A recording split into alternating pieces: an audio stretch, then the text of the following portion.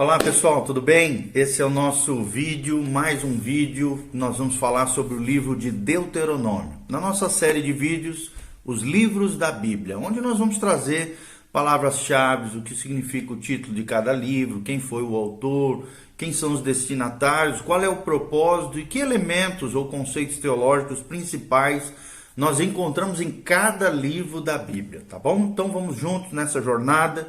Hoje falar sobre o livro de Deuteronômio, o quinto livro do Pentateuco, ou da Torá, que são os 5 primeiros livros da Bíblia Sagrada, o livro de Deuteronômio, cujo tema central é a grande revisão. Porque aqui Moisés, ao findar a sua vida, traz uma revisão geral de tudo aquilo que ele havia aprendido da parte de Deus, trazendo assim para o povo. Então o título, em primeiro lugar, é Deuteronômio, que provém da versão grega da Septuaginta. Septuaginta foi a Bíblia traduzida do hebraico para o grego por 70 sábios na cidade de Alexandria, que traduziram incorretamente a expressão hebraica cópia da lei ou cópia de lei. Você pode ver isso em Deuteronômio 17 e 18, também conhecido como segunda lei. Mais tarde também essa mesma expressão foi traduzida como Deuteronomium, na versão latina ou versão vulgata de Jerônimo, de São Jerônimo. O título hebraico original do livro é traduzido como Estas são as palavras, que é o início, as primeiras palavras iniciando o livro de Deuteronômio, era assim que era feito naquela época em hebraico. Ou seja, a partir das primeiras 2 palavras hebraicas do livro é que se dava o título do livro. O título hebraico é uma descrição melhor do livro, já que não é uma segunda lei, mas sim um registro das palavras de explicação de Moisés a respeito da lei. É como se fosse uma relembrança. Deuteronômio completa também essa unidade literária composta por 5 partes chamadas o Pentateuco, que são os primeiros 5 livros da Bíblia, como eu vos falei. Quem é o autor e a data aproximada do livro de Deuteronômio? Moisés, tem sido tradicionalmente reconhecido como o autor de Deuteronômio, uma vez que o próprio livro testifica que Moisés o escreveu. Você pode ver isso no capítulo 1:1, no capítulo 31:9, fala sobre isso. Então, tanto no Antigo Testamento, 1 Reis 2:3, 2 Reis 16:6, como no Novo Testamento, Atos 3:22, Romanos 10:19, apoiam a autoria mosaica. Então, enquanto Deuteronômio foi 32:48 a 34:12 foi acrescentado, foi um acréscimo de Deuteronômio, provavelmente agora já escrito por Josué, após a morte de Moisés, o restante do livro provém, sem dúvida nenhuma, da mão de Moisés, é escrito por Moisés exatamente antes da sua morte, no ano aproximadamente de 1405 a.C. Então, em sua maior parte, o livro consiste em discursos de despedidas de Moisés, homem de 120 anos de idade, que ele proferiu a Israel, o povo de Deus, começando no primeiro dia do 11º mês do 40º ano, depois do êxodo do Egito. Você pode ver isso no capítulo 1, versículo 3. Esses discursos podem ser datados de janeiro ou fevereiro de 1405 antes de Cristo, é a data aproximada. Em suas últimas semanas de vida, Moisés escreveu esses discursos e os entregou aos sacerdotes e líderes, a fim de que eles fossem transmitidos às futuras gerações de Israel. Você vê esse relato em Deuteronômio 31, versículo 9, e também no 24 a 26, esses versículos do capítulo 31 de Deuteronômio, tá bom? Qual é o cenário e o contexto do livro de Deuteronômio? É muito importante a gente saber. Como Levítico, Deuteronômio não avança historicamente. Antes, os fatos acontecem em um único local, por um período de cerca de um mês. Você pode conferir isso em Deuteronômio 1:3, Deuteronômio 34:8 e Josué 5, de 6 a 12. Israel estava acampado na greta central do vale, a leste do Jordão.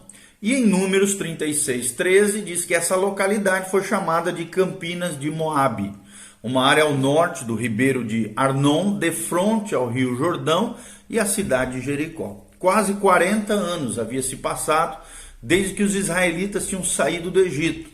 E aqui o livro de Deuteronômio se concentra nos acontecimentos sucedidos nas últimas semanas da vida de Moisés. E o evento mais importante foi a comunicação oral aqui da revelação divina por Moisés ao povo de Israel. Os outros acontecimentos relatados foram, em primeiro lugar, Moisés registrando a lei em um livro e a nomeação do seu sucessor, o seu servo Josué, como o novo legislador, líder de Israel, né? Está lá mencionado no capítulo 31, de 1 a 29. Segundo ponto é que Moisés, avistando a terra de Canaã, lá de cima do Monte Nebo, você pode ver esse relato em Deuteronômio 32, de 48 a 52. E também Deuteronômio 34, de 1 a 4, menciona isso. Em terceiro lugar, acontece a morte de Moisés, relatado em Deuteronômio 34, de 5 a 12. E aí nós já percebemos que aqui quem escreve é o seu sucessor, Josué. Deuteronômio, então, foi originalmente endereçado, tanto em sua apresentação oral como escrita, à segunda geração de Israel.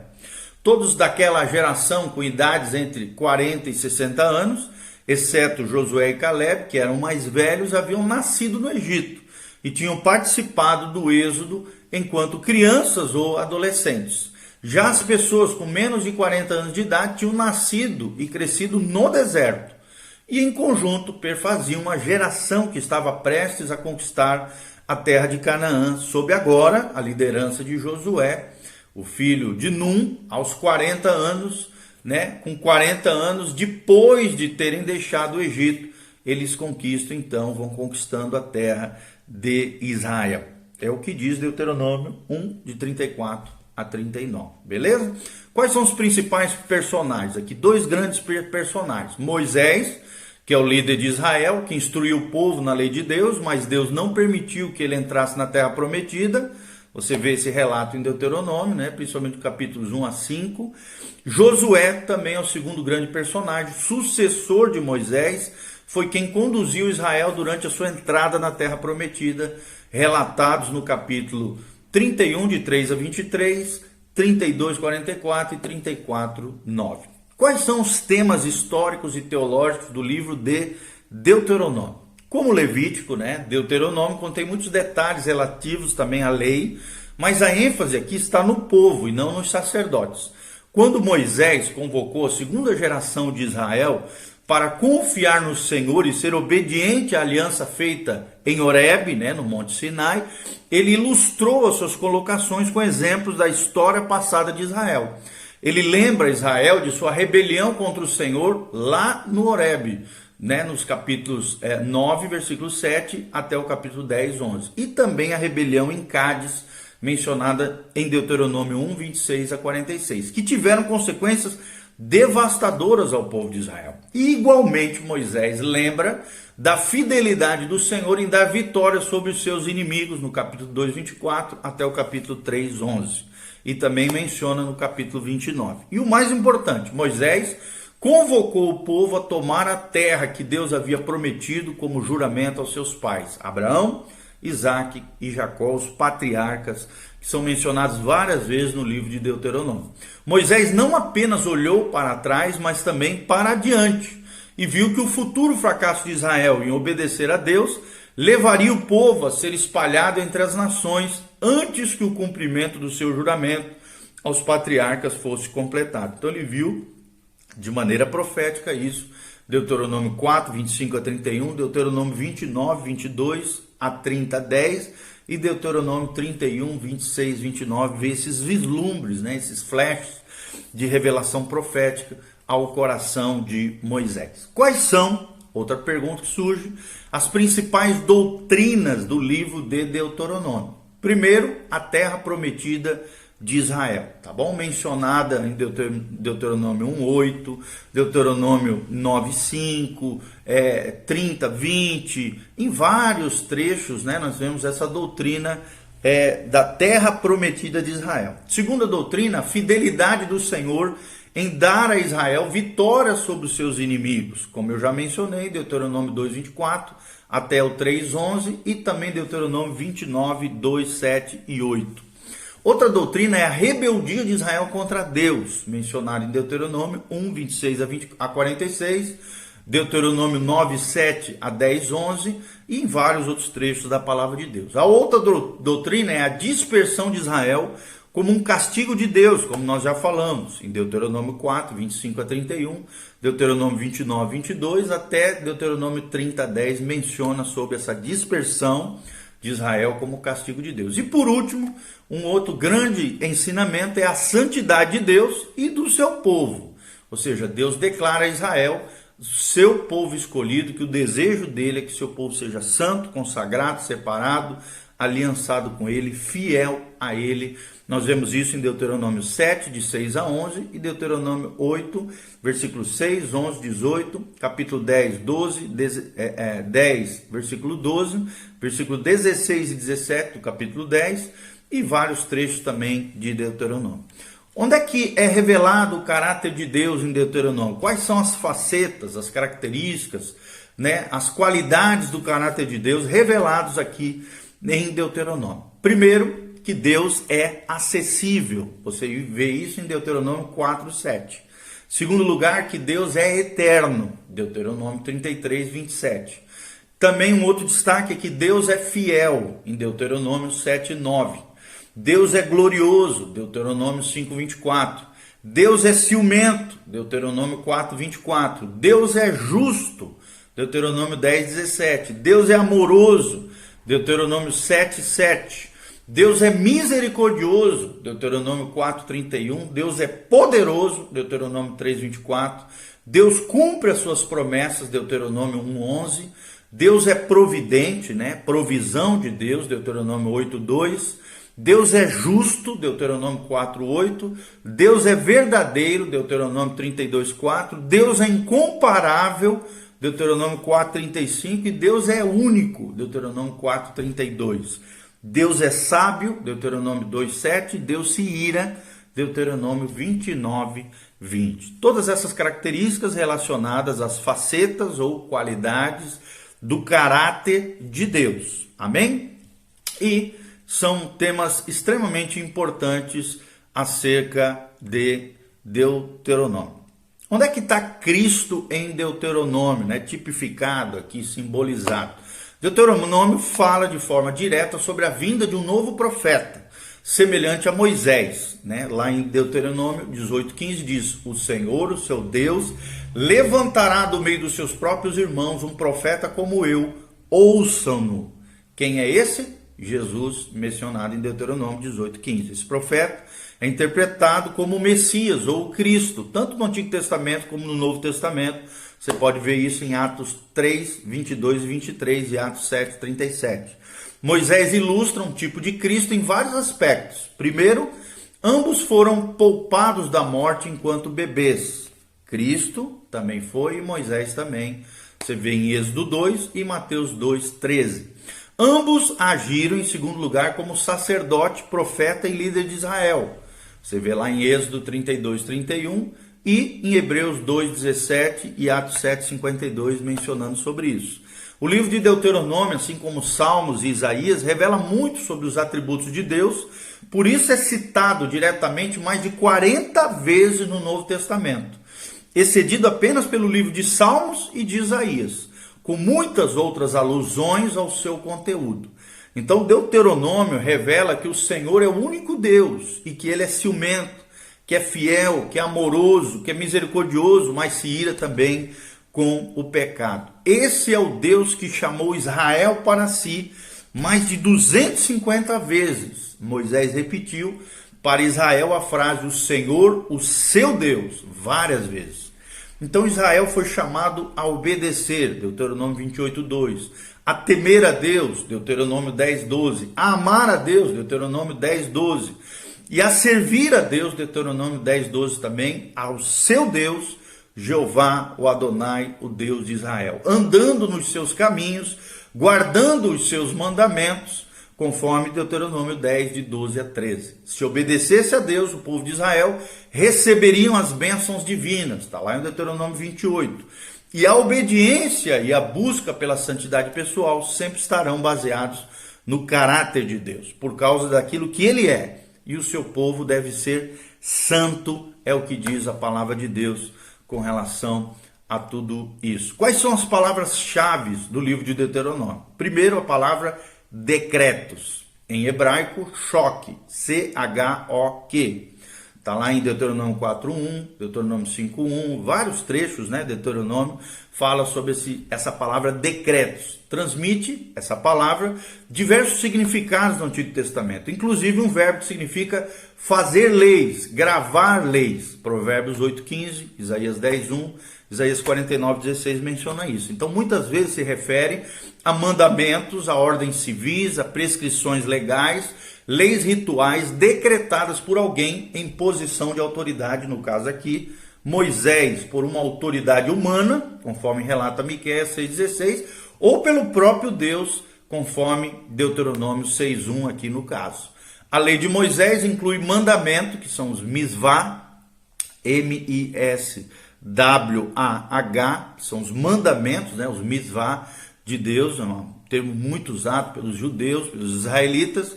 Julgamentos de Deus, que são os mispat, M-I-S-P-A-T, e os decretos, que é essa palavra que eu falei, que são choque, C-H-O-Q, tá bom? Deuteronômio 4, de 1 a 2. Israel foi convocado a obedecer os decretos de Deus e prometeram fazê-lo, conforme relata Deuteronômio 26, 16 a 17. Segunda palavra-chave é juramento, que em hebraico significa Shaba, S-H-A-B-A. Está lá em Deuteronômio 6.3, Deuteronômio 7.8, Deuteronômio 10.20, em vários trechos. Esse verbo traduzido para jurar no português está relacionado à palavra utilizada para o número 7, que é o número de Deus. Então, na verdade, o verbo significa vincular-se de forma plena, vincular-se ao próprio, né, Deus aqui. Isto é, 7 vezes é o que significa a palavra juramento. Então, na antiguidade, os juramentos eram considerados sagrados. As pessoas prometiam ser fiéis à sua palavra, independente do custo pessoal. Bem diferente dos dias de hoje, né? O Antigo Testamento descreve Deus fazendo um juramento com o povo de Deus, Gênesis 24:7, Êxodo 3:5, você vê Deus avalizando a sua palavra, juramentando a sua palavra, e ele não foi obrigado a fazer isso, até porque a palavra de Deus é fiel. Não tinha de jurar para garantir a sua própria palavra, para que a sua própria palavra fosse cumprida, até porque Deus é fiel e Deus cumpre as suas palavras. Antes, ele fez um juramento, ou seja, Deus fez um juramento, a fim de garantir ao seu povo que as suas promessas eram completamente dignas de confiança. Amém? Louvado seja o nome do Senhor. Outra palavra muito importante é a palavra culto, que em hebraico significa shachá. S-H-A-C-H-A-H, tá? O hebraico tem bastante H no meio das palavras. Shachá, né? Com S-H no começo e C-H no final. Essa palavra mais comum para adoração ou culto, né? Está lá em Deuteronômio 4:19, Deuteronômio 8:19, Deuteronômio 11:16, Deuteronômio 26:10 e Deuteronômio 30:17. Essa palavra significa, né? A lei de adoração significa fazer com que alguém se deite prostrado. Shachá, culto. Na antiguidade, uma pessoa se prostrava diante de outra que possuía um status superior. No caso aqui, Deus, né, de Deuteronômio. Pessoas se curvavam diante do rei para expressar submissão completa ao reinado dele. Seguindo o exemplo das pessoas de fé da antiguidade, o verdadeiro culto cristão deve expressar mais do que o amor a Deus. Deve expressar também uma submissão à sua vontade.